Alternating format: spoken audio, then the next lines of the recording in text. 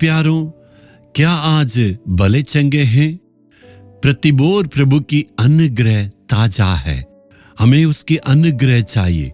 प्रतिदिन के काम के लिए परमेश्वर हमें वो अनुग्रह देते हैं। अनुग्रह का मतलब ये है, नालायकों के लिए प्रभु की दया अनुग्रह कहते हैं। अपने बारे में समझते यीशु का नाम लेने में, उसकी सेवा करने में मैं बिल्कुल नालायक हूं, लेकिन उसकी अनुग्रह है। उसकी दया के द्वारा परमेश्वर मुझे इस्तेमाल करता है। जो कुछ मेरे जीवन में होती है उसकी अनुग्रह को हमें हमेशा तामे रहना है। कुछ लोग आके मेरे पास कहते हैं, मैं इतना कठिन मेहनत करता हूं, लेकिन मेरी मेहनत की कमाई को दूसरा कोई खाते हैं। इतने मेहनत से इस बगीचा को हमने लगाए, लेकिन मेरे हाथ से निकल गया, दूसरे लोग उसे आशीष पा रहे हैं। इस मकान की और ये केक कमरे को देख देख के हमने बनाए, लेकिन कर्जा बढ़ने के चलते मैं उसमें रह नहीं पाया, दूसरों के हाथ में बेचना पड़ा और दूसरे लोग उसमें रह रहे हैं।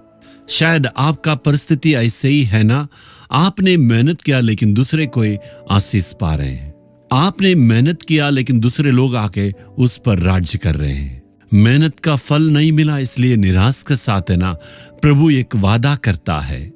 यशायाह नबी 65 अध्याय में 22वां वचन में प्रभु कहता है, ऐसा नहीं होगा कि वे बनाएं और दूसरा बसे, वे लगाए और दूसरा खाए। प्रभु वादा करता, यदि खेत में आप बोएंगे आप खाएंगे, आपका मेहनत को आप खाएंगे।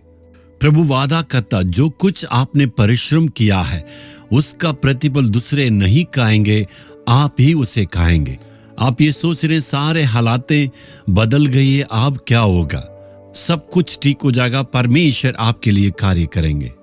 वो आपका मेहनत है, आपका प्रतिफल मिलेगा, आपका काम है, आपका मकान है, दूसरा कोई भी उसे छू नहीं सकता है। प्रभु आप ही के लिए देंगे। वो दूसरा कोई भी उस पर हाथ लगाने के लिए परमेश्वर अनुमति नहीं देंगे। यदि परमेश्वर ने आपके लिए वादा किया तो हमें डरना नहीं है। तो परमेश्वर से आज हमें कहना है, तूने वादा किया है, मैं मेहनत करने से, मैं मकान बनाने से, मैं वहां पर रहूंगा। तेरे वादा के लिए मैं स्तुति करता हूं। मैं आज विश्वास करता हूं, जो कुछ मैं खोया है वो सारी बातों को वापस प्राप्त करूंगा। यदि विश्वास के साथ आज आप घोषणा करेंगे, जरूर अद्भुत काम होगा।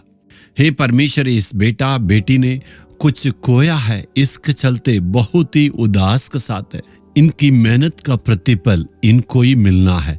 इन्होंने जो परिश्रम किया इन्हें लाभ मिलना है। दूसरे इनका लाभ का फायदा नहीं उठाना है। यीशु के नाम से इनके जीवन में आशीष मिलने के लिए मैं दुआ करता हूं पिता। आमीन आमीन। Jesus redeem Hindi YouTube channel को सब्सक्राइब करें। सब्सक्राइब बटन पर क्लिक करें और बेल आइकन को भी क्लिक करके हर दिन की नई कार्यक्रमों की जानकारी प्राप्त करें।